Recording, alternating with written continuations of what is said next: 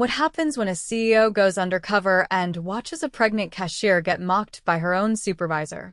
Alden Everett stood in the back of store number 6, adjusting the worn baseball cap he bought from a gas station off the highway. The apron fit awkwardly over his flannel shirt, and the name tag read Gary. He didn't look anything like the man whose name was printed on all 9 employee handbooks for the chain of discount grocery stores his father had built nearly 30 years ago. He hadn't been to this location before. Store 6 was on the edge of town, tucked beside a bus depot and a laundromat. A bit rougher than the others. He chose this store because sales had dropped here for 3 straight months, turnover was high, and the customer complaints were piling up. But nobody at corporate could give him a straight answer why. So here he was, doing a week-long new hire rotation to see it for himself. And no one recognized him. The disguise helped a graying beard, thick framed glasses, and a different posture. But it also helped that he'd never met these employees. His visits were usually with store managers or district staff. Never hands-on. That was the problem. He was too far away. Behind him, someone barked, "Let's go, new guy. Clock-in's not a vacation." Alden turned. It was Damon, the assistant manager. Late 30s, thin, with slicked back hair and a look that said he hated being there. Alden gave a polite nod and followed him to the front. The day went as expected: dusty crates, restocking shelves, ringing up customers. He watched how people worked. Some were efficient. Some were just there for the paycheck. But one person stood out. Her name was Della Grayson. She worked register too, wore compression socks under her uniform pants, and was visibly pregnant. Maybe 7 months along. She moved slower than the others, but she never stopped. When a customer forgot their wallet, she offered to hold their cart aside. When a kid dropped a bag of rice, she helped clean it up with a smile. At one point, she leaned against the counter, rubbing her lower back. Damon walked by and muttered loud enough for everyone to hear, "If you can't stand, maybe you shouldn't be working." Della straightened up, face flushed. "I'm fine," she said quickly. "You sure?" Damon said, cocking his head. "I mean, unless you're planning on delivering on aisle 5. A few customers chuckled uncomfortably. Alden didn't. Later, in the break room, Alden sat eating a granola bar when Della came in. She looked drained. She poured herself a paper cup of water, then sat across from him. "You're the new guy, right?" she asked. "Yeah." "Gary," Alden said. "I've Della." She offered a tired smile, then looked down. "Sorry if you heard that earlier." "I did," Alden said. "You okay?" She hesitated. "It's whatever. I need the hours. My little girl's due in 2 months, and I'm already out of paid time off. I can't afford to start maternity leave early." Alden nodded. "You working full-time?" 45 hours when they let me. They cut my hours last week, though. Said I was too slow. "Do you feel supported here?" Alden asked carefully. Della gave a dry laugh. "Honestly? No. I mean, the job's the job. But Damon acts like I'm a problem. Always making comments. I try not to let it get to me." Alden clenched his jaw, but kept his voice calm. "You ever say anything to the store manager? Tammy?" Della shook her head. "She's barely here. Always in meetings. Damon runs the floor. Besides, I don't want to cause trouble." Alden nodded again, slower this time. He'd seen enough. But he needed more. He couldn't blow his cover yet. The next day, Alden shadowed Damon at the front. Damon spent more time on his phone than helping. When a new shipment came in, he barked orders at teenage stalkers but didn't lift a finger himself. "Della," he called across the store. "Hurry it up, we've got a line." "I'm moving as fast as I can," she said, scanning items while shifting her weight uncomfortably. "Well, maybe you should have thought about that before getting knocked up." A customer gasped. Another whispered, "Did he just say that?" Della frose. Her hands trembled. She looked like she wanted to disappear. That was it. Alden stepped forward. Hey, Damon. We need to talk. Damon barely looked at him. Not now, new guy. Go face the cereal aisle. I said now. Something in Alden's tone made Damon turn. I don't know who you think you. I own this place. The words hit the room like a dropped hammer. Damon blinked. What? My name is Alden Everett. I inherited these stores from my father. I've been working here undercover the past few days, watching how you treat people. And what I just heard come out of your mouth. That ends now. Damon's face went pale. I didn't mean anything by it. It was a joke. There was nothing funny about it. The store fell silent. Customers stared. Employees froze mid-task. Alden turned to Della. You okay? She nodded, trying to hold back tears. He turned back to Damon. Go to the office. Now. I'll deal with you in a minute. Damon hesitated, then walked off stiffly. Alden looked around. Everyone, thank you for your patience. We're going to take a short break up front. He stepped aside with Della. You didn't deserve that. None of it. I'm sorry it happened. Della SV cracked. I just wanted to work. That's all. I know. And you've been doing more than your share. She wiped her eyes. Thank you. Alden nodded. He wasn't done. Not by a long shot. Damon wasn't the only problem here.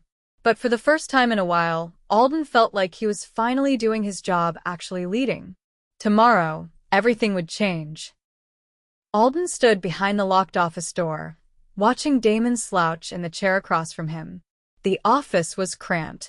Filing cabinets lined one wall, and the desk was covered in paperwork that hadn't been filed in weeks.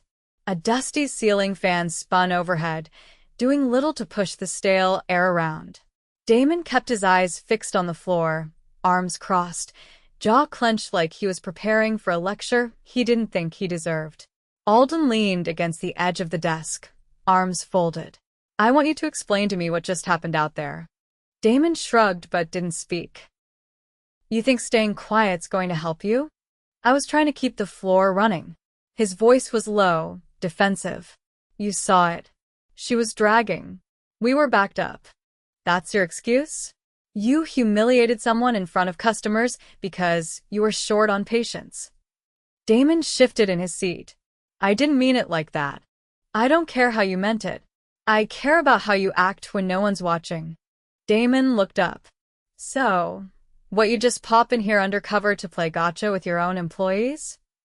No. I came here because this store's been sliding for months and no one could give me a straight answer. Now I know why. You've been running it like it's high school. You pick on people you think won't fight back. Damon's mouth opened, but Alden cut him off. Don't even try to deny it. I've watched you for 3 days. You give the bare minimum, you treat the staff like they're beneath you, and you use sarcasm to cover for laziness. That's not leadership, Damon. That's cowardice. Damon's posture shifted slightly, less defiant now. He looked at a stack of unopened invoices on the corner of the desk. How'd you even get this position? Alden asked. Who hired you? Tammy did. 2 years ago. Said she needed someone who could take pressure off her while she handled the district audits. Alden narrowed his eyes. And she never followed up on how you did that? She's barely around. Maybe once a week, if that. She signs off on schedules and leaves. I've been doing her job and mine. That doesn't give you permission to use people as punching bags. I didn't think it was a big deal. That's the problem. You don't think. Alden pushed away from the desk and opened the door. Damon stood but didn't speak. Go home, Alden said. You're suspended until further notice. HR will call you tomorrow. Damon walked out without another word. Alden stayed behind, letting the silence settle. He looked around the cluttered office, half-used whiteboards, broken binders, a manager's handbook still wrapped in plastic. Nobody had taken ownership here in a long time. He stepped out onto the store floor. The lunch rush had passed, and the aisles were quiet. A teenaged employee named Mason was mopping up a coffee spill near the front.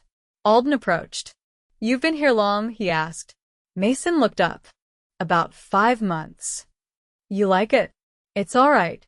I mean, it's a job. I try to stay out of the way." "Why is that?" Mason hesitated. "Because if you screw up once, Damon makes sure you don't forget it. He made one of the guys restock frozen goods in just a t-shirt once. Said if he wanted to waste time, he might as well be cold, too." Alden's stomach turned, but he kept his expression even. "Thanks." Mason nodded and went back to cleaning. Alden made his way to the break room. Della sat at the corner table, sipping a cup of tea. She didn't look up when he entered. He pulled a chair and sat across from her. She glanced at him, quietly. "I just sent Damon home," Alden said. "He won't be coming back unless I see something drastically different in his behavior. And even then, I wouldn't count on it." Dell'astirdertea. So, That's it. for now, But I want to know more. Not about him. about this place. What it's really like. She gave a small nod. It used to be better. Before Tammy stopped showing up. Damon changed after that. He used to at least pretend to be decent. Now it's just mood swings and blame. Who do people go to when something's wrong? No one. Complaints disappear. People figure it's not worth it. "What about you? Why didn't you transfer?" I asked. Twice. Got told it wasn't possible due to location constraints. I live too far from the other stores and I don't drive. So I stayed. Alden folded his hands together. "You ever think about quitting?" "Every week. But I need the insurance. And the hours. And I've got a baby coming. Do you want to stay if things change?" She looked at him more directly now. "If it's different?" Yeah. "I like the work. Just not the way we're treated." Alden nodded. "I'm putting you on paid leave starting next week. Full wage. You'll have time off before the baby comes. We're going to get this fixed." Her hand trembled slightly as she reached for her tea. "Why are you doing this?" "Because I should have known. And I didn't. That's on me." For the next hour, Alden walked the aisles and spoke with every employee he could find. They were cautious at first, unsure what to say. But as words spread about Damon, they opened up. He heard about missed breaks, ignored maintenance issues, and shift swaps that got denied for no reason. One employee, a quiet woman named Liz, said she'd been asking for a stool for months due to a medical condition in her knee. Damon told her to just lean against the register if it hurt. By the end of the day, Alden had filled 3 pages in his notebook. He called Tammy that evening. She answered on the 3rd ring. "I need you at store 6 tomorrow morning," he said. "Everything all right?" No. "You've got some explaining to do." There was silence on the line before she agreed. The next morning, Alden arrived early. He stood near the stockroom, clipboard in hand, observing opening procedures. The energy was tense but quieter without Damon pacing the floor. Employees moved with more purpose. Tammy arrived just before 9. She wore a blazer that didn't match her jeans and carried a tablet tucked under one arm. She looked surprised when she saw Alden in uniform. "You went full method, huh?"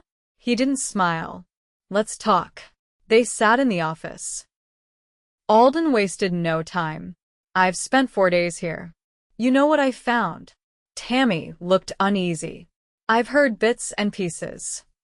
You handed this store over to someone unqualified and then vanished. That's not delegation. That's abandonment. I had district audits. I don't care. The people here were left defenseless. I'm getting complaints that didn't reach corporate, injuries that weren't reported, and a culture that's been rotting from the inside." Tammy shifted in her seat. "I didn't know it was that bad." "That's the problem. You didn't know because you didn't check. You promoted Damon, and then you walked away. I thought he could handle it." Why? "What did he show you that made you think he could lead?" Tammy didn't answer. "I'm reassigning you. Effective immediately. You'll work under direct review at a different location. You're not fired, but you're not in charge here anymore." She looked stunned. I built this store. Then you should have protected it. He stood and opened the door. By noon, Alden had appointed an interim manager, Liz, the cashier with the bad knee. She'd been with the company for 9 years and had the respect of the whole team. She looked surprised when he asked her, but her answer was clear. I'll do my best. Just don't forget about us after this. I won't, Alden said. Not again. By the end of that week, the rhythm of Store 6 had shifted. Not dramatically, no fireworks, no cheering, but in the subtle, almost invisible ways that signaled something deeper was happening. Lines moved smoother. Stock carts were being returned instead of abandoned mid-aisle. Even the back room, which had always smelled faintly of mildew and cardboard, was cleaner. People were still cautious, but there was less tension behind their eyes. Alden noticed it in how they greeted one another. Short nods had started turning into actual sentences. He stood near the loading dock that Friday afternoon, clipboard resting against his forearm. The midday delivery had arrived late, which left 2 workers, Carlos and Mia, hustling to get perishables into refrigeration. Alden moved to help, lifting crates onto a dolly without saying a word. Mia glanced at him. You don't have to do that, you know, she said, brushing hair from her face with her forearm. I know, but it goes faster with 3. Carlos let out a short laugh. You're not like the last guy. Alden didn't respond to that. Instead, he motioned toward the walk-in cooler. We'll stage near the back. The temp sensors are acting up. Don't pile anything against the vent. Both nodded and moved. By 4, the rush had thinned, and Alden stepped outside for air. The sun sat low over the cracked asphalt of the parking lot, and there were 3 shopping carts abandoned near the edge of a storm drain. As he walked over to collect them, he spotted someone leaning against the far wall of the building. It was Liz, the new interim manager. She had her sleeves rolled up and was staring out toward the road. You hiding? Alden asked, pushing the carts into the corral. Liz turned only slightly. Thinking. About. She crossed her arms. Whether I can actually do this. Alden stopped beside her. You've already started. That's more than most. Liz shook her head. I've been here since my 20s. I know how to stock, ring up, fix a register with a paperclip. But managing? That's different. You don't need to change who you are to lead. You just need to make the right calls and listen when things start going sideways. That sounds easy when you say it. It's never easy. But you've got something most people don't. What's that? Trust. I've watched how people talk to you. They don't flinch. She looked away. That's because I've always been one of them. Exactly. She went quiet for a moment. Then, I need to ask, what's the plan? Long term. You're not just going to walk away again, are you? No, Alden said. Not this time. He didn't say anything more. Just walked back inside. Later that evening, he found Della near the break room, gathering her things. She wore a sweater now, one hand resting unconsciously on her stomach. You heading out? He asked. She nodded. Took a half shift today. My sister's driving in tonight. She's helping me get the nursery set up. That's good. She paused. I've been meaning to ask. Are you going back to corporate next week? I'll be here a bit longer, he said. Then I'll rotate through the other stores. Quietly. I need to see more. Della looked down at her tote bag. I keep thinking about what happened. The way Damon talked to me. I keep reliving it over and over. It's like I'm trying to convince myself that I wasn't overreacting. You weren't. I know. But it still messes with your head. Alden nodded slowly. I've had investors talk to me like that. Quiet rooms with long tables, and they'd smile while calling your whole life's work a fluke. People think abuse only happens when someone yells. But the worst kind is when they make you feel small just for standing there. Della didn't reply at first. Then, I used to think speaking up would make things worse. That it'd cost me shifts or my job. You're not alone in that. She looked at him.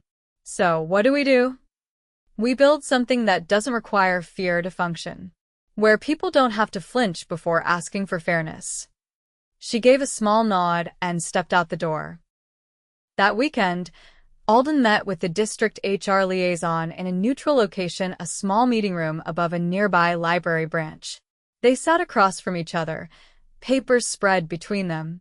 A few personnel files, a schedule audit, and handwritten notes from employees who had come forward. Alden tapped a file.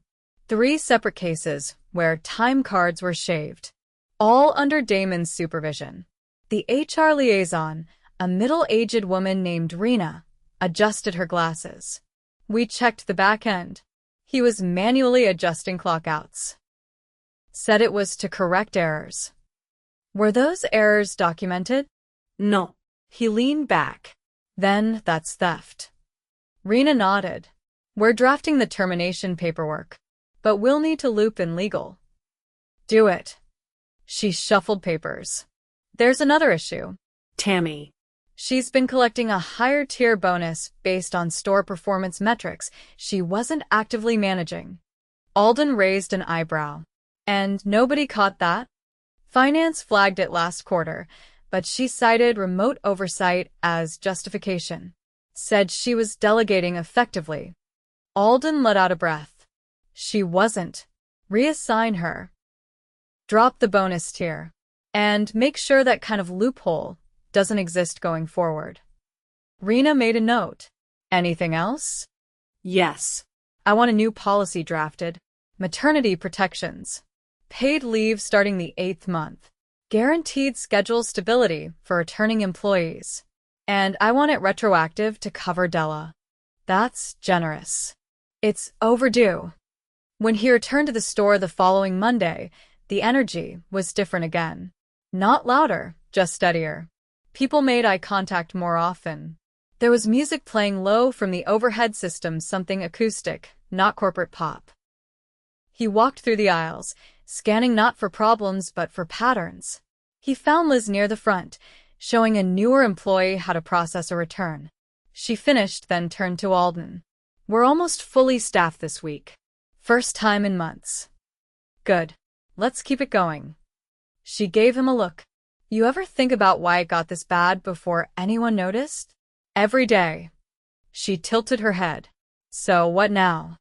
Now we build a system that doesn't depend on one person noticing. He walked away before she could ask more. Later that afternoon, he caught Carlos near the back, repairing a shelving bracket with a cordless drill. You ever think about moving up? Alden asked. Carlos looked up, puzzled. Like, shift lead. Eventually. But I'm talking long term. Assistant manager. Maybe more. Carlos stood and wiped his hands on his apron. I never thought I'd be here long enough for that.